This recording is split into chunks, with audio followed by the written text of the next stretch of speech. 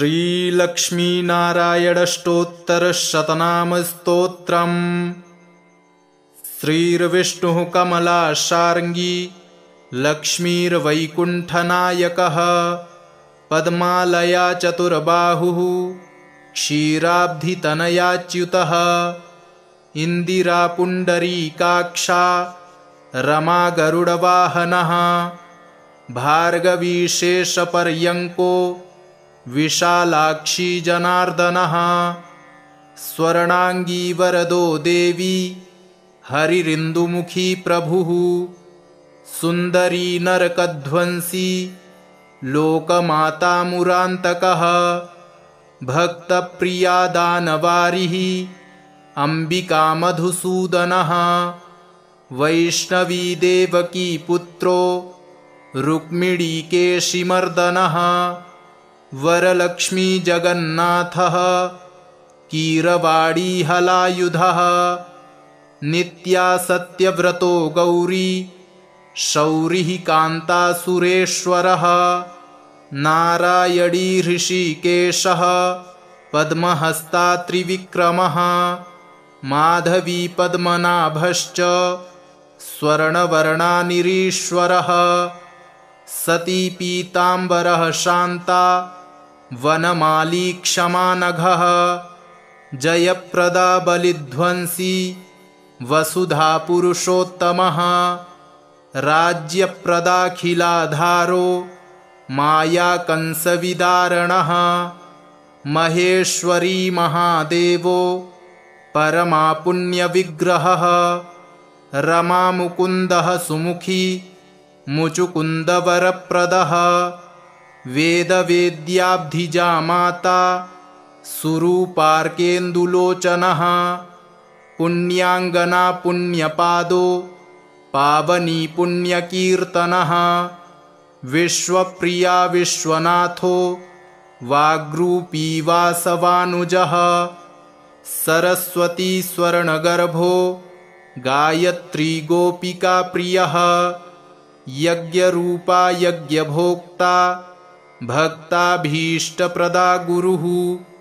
स्तोत्रक्रिया स्तोत्रकारः सुकुमारी सवर्णकः मानिनी मन्दरधरो सावित्री जन्मवर्जितः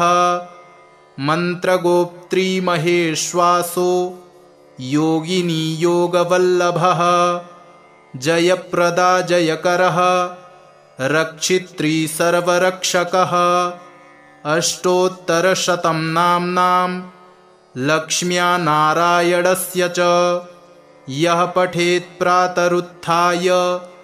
सर्वदा विजयी भवेत्। श्रीर्विष्णुः कमलाशार्ङ्गी लक्ष्मीर्वैकुण्ठनायकः पद्मालया चतुर्बाहुः क्षीराब्धितनयाच्युतः इन्दिरा पुण्डरीकाक्षा रमा गरुडवाहनः भार्गवी शेषपर्यङ्को विशालाक्षी जनार्दनः स्वर्णांगी वरदो देवी हरिरिन्दुमुखी प्रभुः सुन्दरी नरकध्वंसी लोकमाता मुरान्तकः भक्तप्रिया दानवारिः अम्बिका मधुसूदनः वैष्णवी देवकी पुत्रो रुक्मिणीकेशिमर्दनः वरलक्ष्मी जगन्नाथः कीरवाणी हलायुधः नित्या सत्यव्रतो गौरी शौरिः कान्तासुरेश्वरः नारायणी ऋषिकेशः पद्महस्ता त्रिविक्रमः माधवी पद्मनाभश्च स्वर्णवर्णानिरीश्वरः सती पीताम्बरः शान्ता वनमाली क्षमानघः जयप्रदा बलिध्वंसी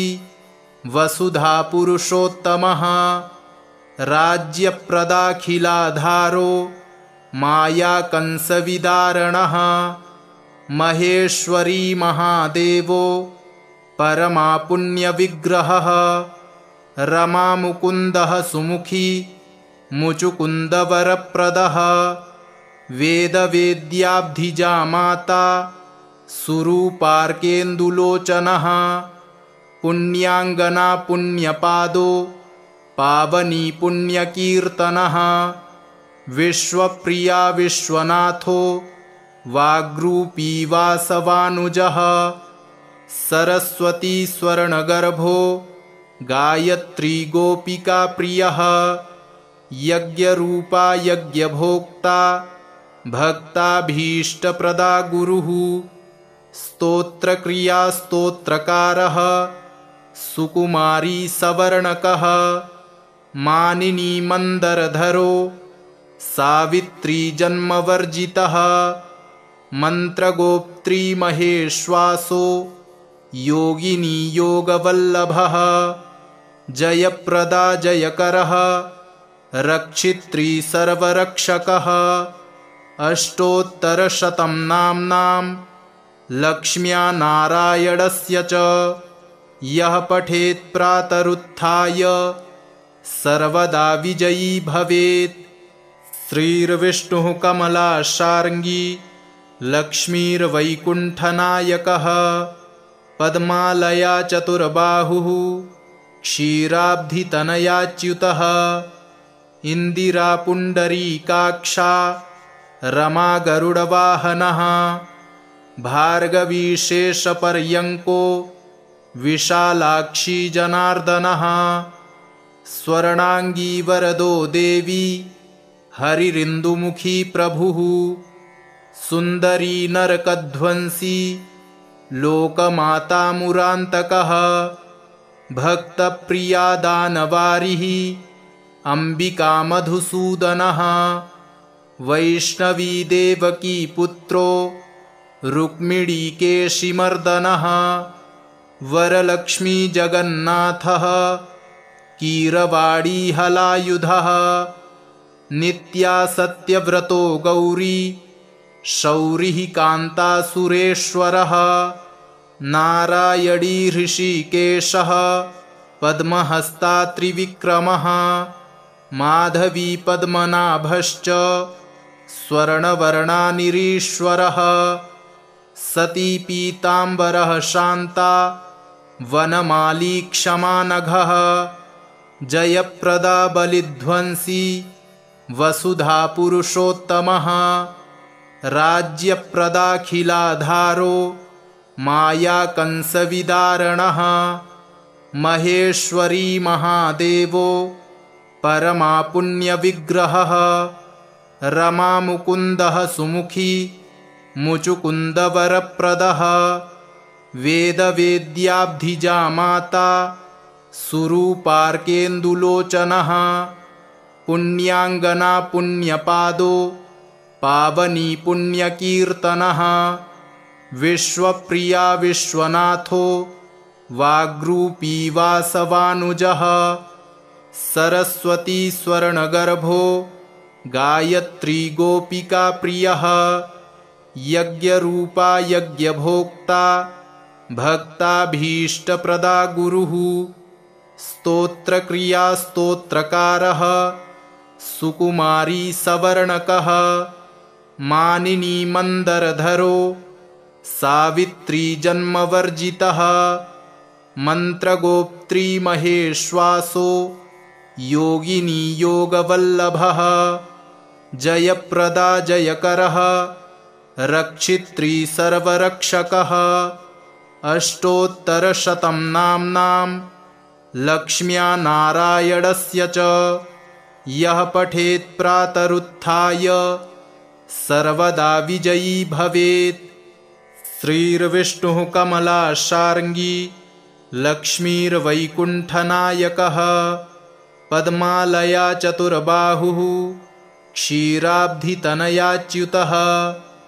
इन्दिरा पुण्डरीकाक्षा रमा गरुडवाहनः भार्गवी शेषपर्यङ्को विशालाक्षी जनार्दनः स्वर्णाङ्गी वरदो देवी हरिरिन्दुमुखी प्रभुः सुन्दरी नरकध्वंसी लोकमाता मुरान्तकः भक्तप्रिया दानवारिः अम्बिका मधुसूदनः वैष्णवी देवकी पुत्रो रुक्मिणीकेशिमर्दनः वरलक्ष्मी जगन्नाथः कीरवाणी हलायुधः नित्या सत्यव्रतो गौरी शौरिः कान्तासुरेश्वरः नारायणी ऋषिकेशः पद्महस्ता त्रिविक्रमः माधवी पद्मनाभश्च स्वर्णवर्णानिरीश्वरः सती पीताम्बरः शान्ता वनमाली क्षमानघः जयप्रदा बलिध्वंसी वसुधा पुरुषोत्तमः राज्यप्रदाखिलाधारो मायाकंसविदारणः महेश्वरी महादेवो परमा पुण्यविग्रहः रमामुकुन्दः सुमुखी मुचुकुन्दवरप्रदः वेदवेद्याब्धिजा माता सुरूपार्केन्दुलोचनः पुण्याङ्गना पुण्यपादो पावनी पुण्यकीर्तनः विश्वप्रिया विश्वनाथो वाग्रूपी वासवानुजः सरस्वती स्वर्णगर्भो गायत्री गोपिका प्रियः यज्ञरूपा यज्ञभोक्ता भक्ताभीष्टप्रदा गुरुः स्तोत्रक्रिया स्तोत्रकारः सुकुमारी सवर्णकः मानिनी मन्दरधरो सावित्री जन्मवर्जितः मन्त्रगोप्त्री महेश्वासो योगिनी योगवल्लभः जयप्रदा जयकरः रक्षित्री सर्वरक्षकः अष्टोत्तरशतं नाम्नां लक्ष्म्या नारायणस्य च यः पठेत् प्रातरुत्थाय सर्वदा विजयी भवेत्। श्रीर्विष्णुः कमलाशार्ङ्गी लक्ष्मीर्वैकुण्ठनायकः पद्मालया चतुर्बाहुः क्षीराब्धितनयाच्युतः इन्दिरा पुण्डरीकाक्षा रमा गरुडवाहनः भार्गवी शेषपर्यङ्को विशालाक्षी जनार्दनः स्वर्णाङ्गी वरदो देवी हरिरिन्दुमुखी प्रभुः सुन्दरी नरकध्वंसी लोकमाता मुरान्तकः भक्तप्रिया दानवारिः अम्बिका मधुसूदनः वैष्णवी देवकी पुत्रो रुक्मिणीकेशिमर्दनः वरलक्ष्मी जगन्नाथः कीरवाणी हलायुधः नित्या सत्यव्रतो गौरी शौरिः कान्तासुरेश्वरः नारायणी ऋषिकेशः पद्महस्ता त्रिविक्रमः माधवी पद्मनाभश्च स्वर्णवर्णानिरीश्वरः सती पीताम्बरः शान्ता वनमाली क्षमानघः जयप्रदा बलिध्वंसी वसुधा पुरुषोत्तमः राज्यप्रदाखिलाधारो मायाकंसविदारणः महेश्वरी महादेवो परमा पुण्यविग्रहः रमामुकुन्दः सुमुखी मुचुकुन्दवरप्रदः वेदवेद्याब्धिजा माता सुरूपार्केन्दुलोचनः पुण्याङ्गना पुण्यपादो पावनी पुण्यकीर्तनः विश्वप्रिया विश्वनाथो वाग्रूपी वासवानुजः सरस्वती स्वर्णगर्भो गायत्री गोपिका प्रियः यज्ञरूपा यज्ञभोक्ता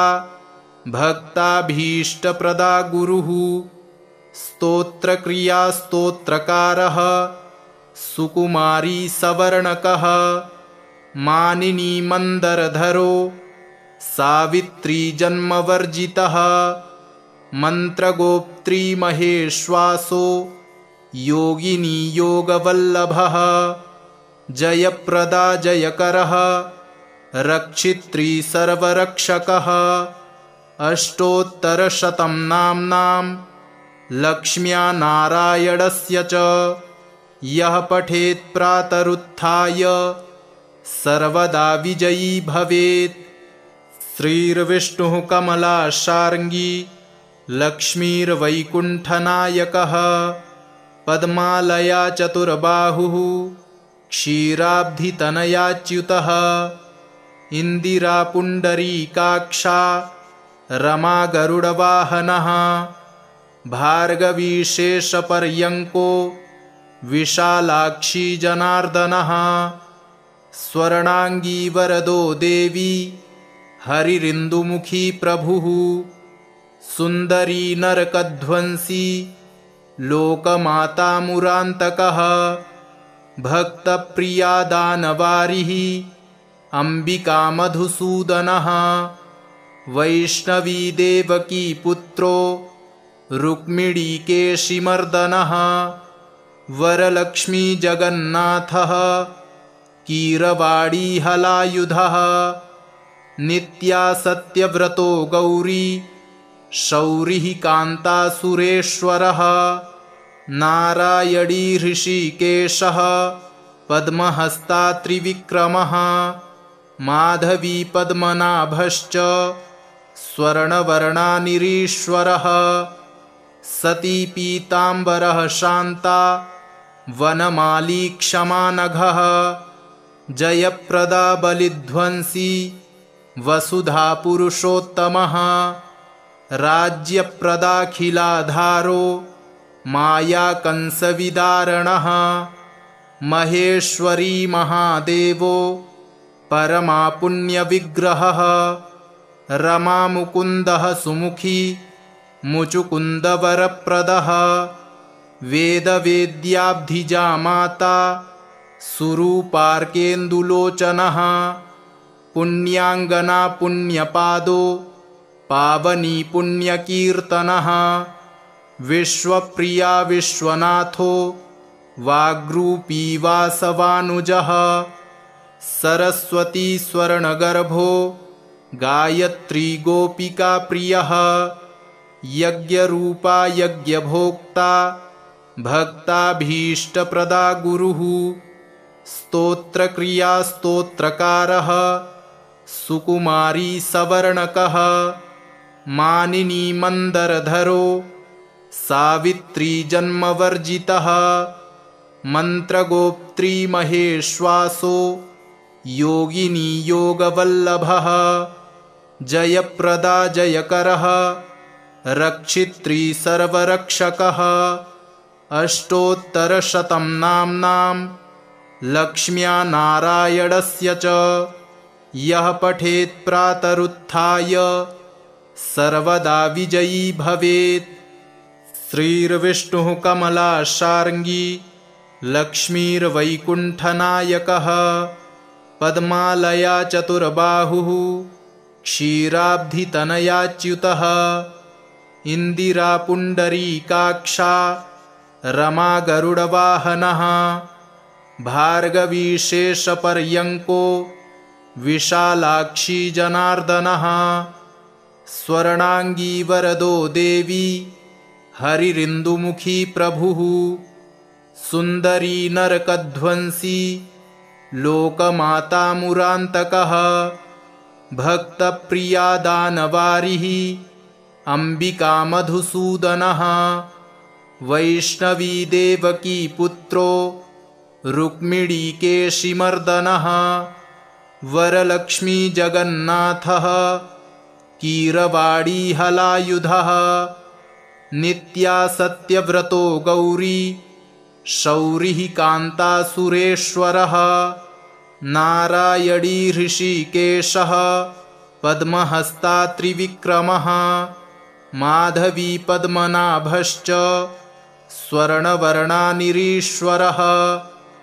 सती पीताम्बरः शान्ता वनमाली क्षमानघः जयप्रदा बलिध्वंसी वसुधा पुरुषोत्तमः राज्यप्रदाखिलाधारो मायाकंसविदारणः महेश्वरी महादेवो परमापुण्यविग्रहः रमामुकुन्दः सुमुखी मुचुकुन्दवरप्रदः वेदवेद्याब्धिजा माता सुरूपार्केन्दुलोचनः पुण्याङ्गना पुण्यपादो पावनी पुण्यकीर्तनः विश्वप्रिया विश्वनाथो वाग्रूपी वासवानुजः सरस्वती स्वर्णगर्भो गायत्री गोपिका प्रियः यज्ञरूपा यज्ञभोक्ता भक्ताभीष्टप्रदा गुरुः स्तोत्रक्रिया स्तोत्रकारः सुकुमारी सवर्णकः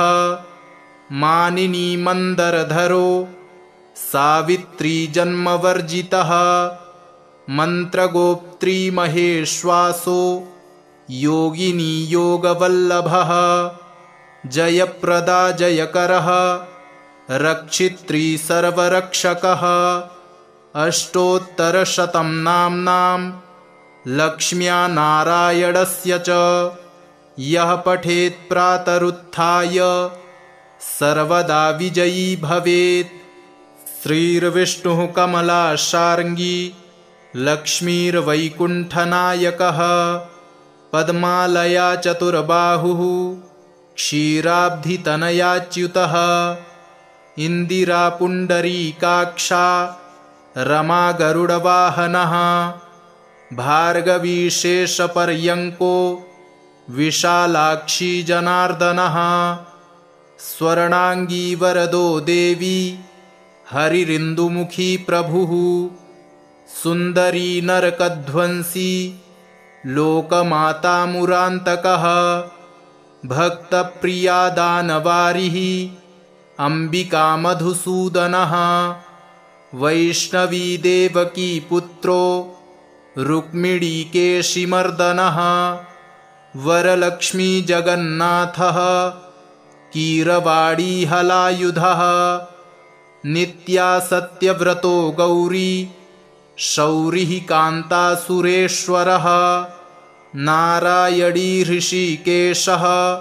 पद्महस्ता त्रिविक्रमः माधवी पद्मनाभश्च स्वर्णवर्णानिरीश्वरः सती पीताम्बरः शान्ता वनमाली क्षमानघः जयप्रदा बलिध्वंसी वसुधा पुरुषोत्तमः राज्यप्रदाखिलाधारो मायाकंसविदारणः महेश्वरी महादेवो परमापुण्यविग्रहः रमामुकुन्दः सुमुखी मुचुकुन्दवरप्रदः वेदवेद्याब्धिजा माता सुरूपार्केन्दुलोचनः पुण्याङ्गना पुण्यपादो पावनी पुण्यकीर्तनः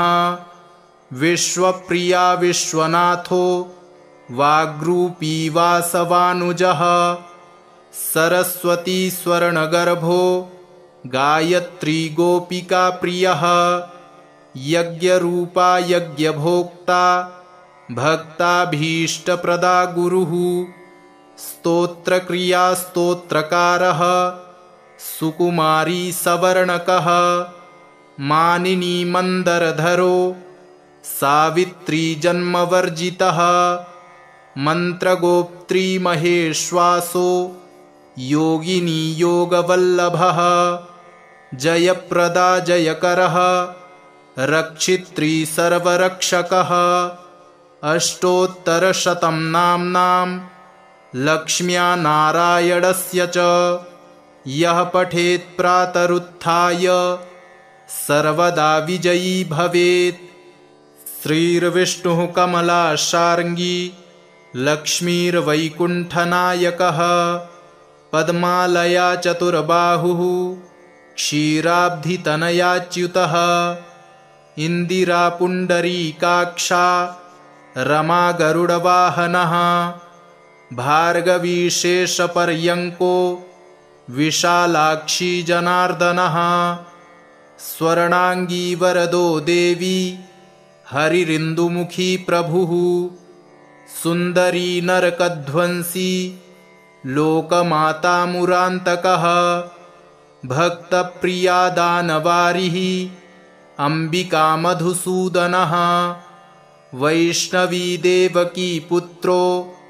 रुक्मिणीकेशिमर्दनः वरलक्ष्मी जगन्नाथः कीरवाणी हलायुधः नित्या सत्यव्रतो गौरी शौरिः कान्तासुरेश्वरः नारायणी ऋषिकेशः पद्महस्ता त्रिविक्रमः माधवी पद्मनाभश्च स्वर्णवर्णानिरीश्वरः सती पीताम्बरः शान्ता वनमाली क्षमानघः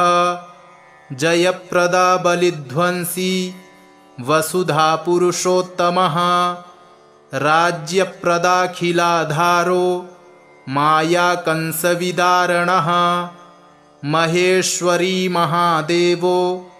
परमा पुण्यविग्रहः रमा मुकुन्दः सुमुखी मुचुकुन्दवरप्रदः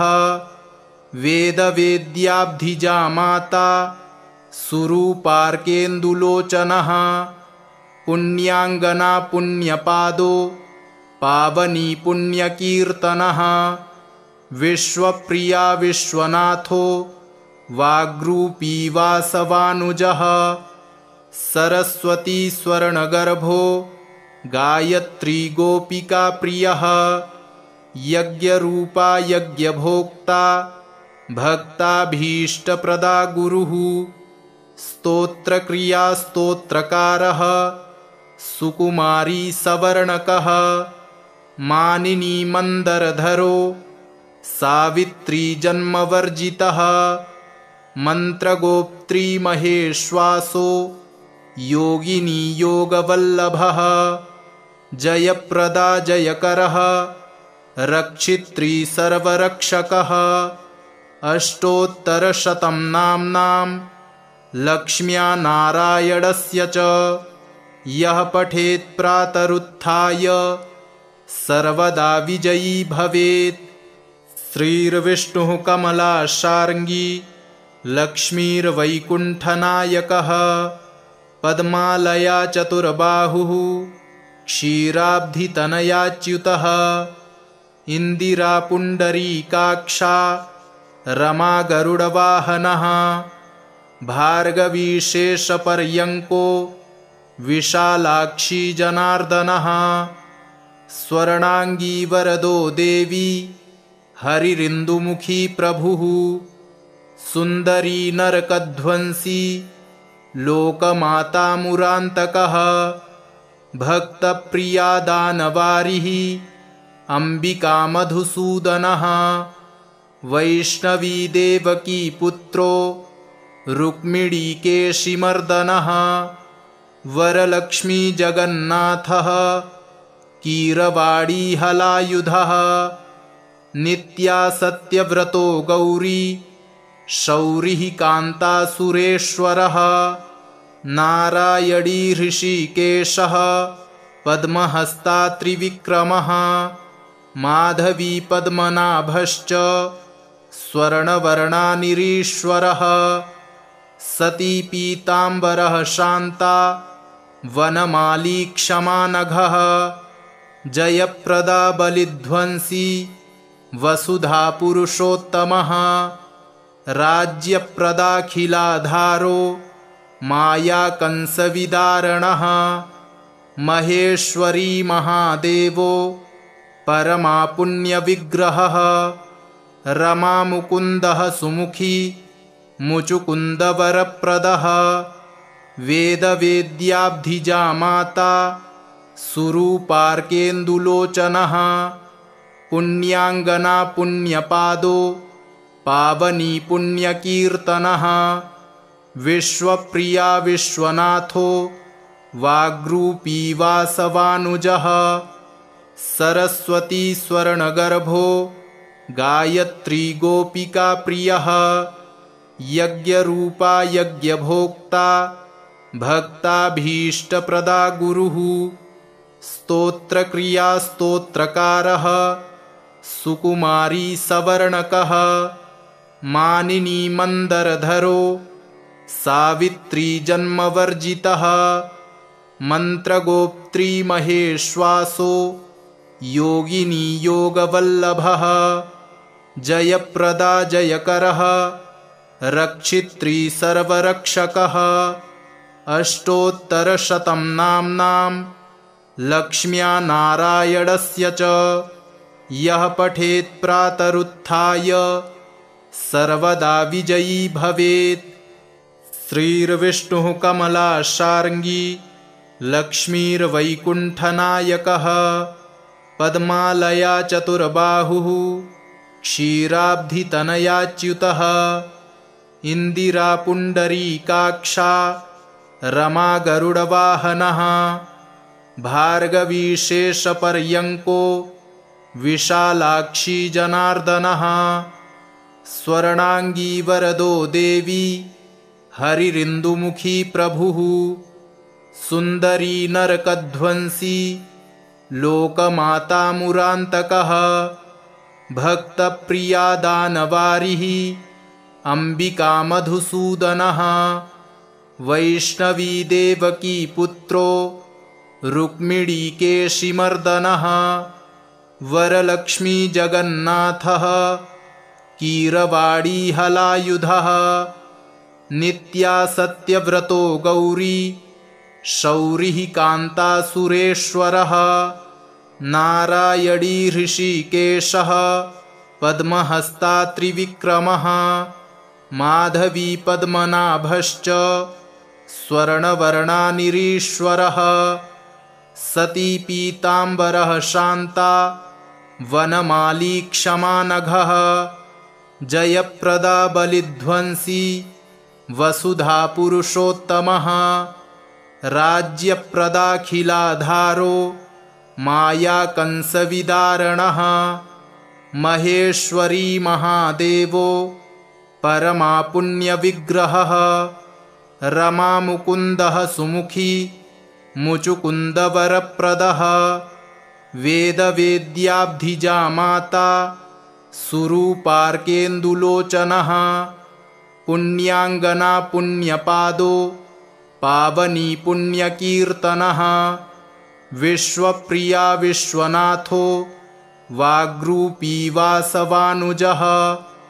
सरस्वती स्वर्णगर्भो गायत्री गोपिका प्रियः यज्ञरूपा यज्ञभोक्ता भक्ताभीष्टप्रदा गुरुः स्तोत्रक्रिया स्तोत्रकारः सुकुमारी सवर्णकः मानिनी मन्दरधरो सावित्री जन्मवर्जितः मन्त्रगोप्त्री महेश्वासो योगिनी योगवल्लभः जयप्रदा जयकरः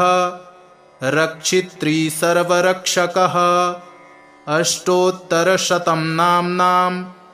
लक्ष्म्या नारायणस्य च यः पठेत् प्रातरुत्थाय सर्वदा विजयी भवेत्।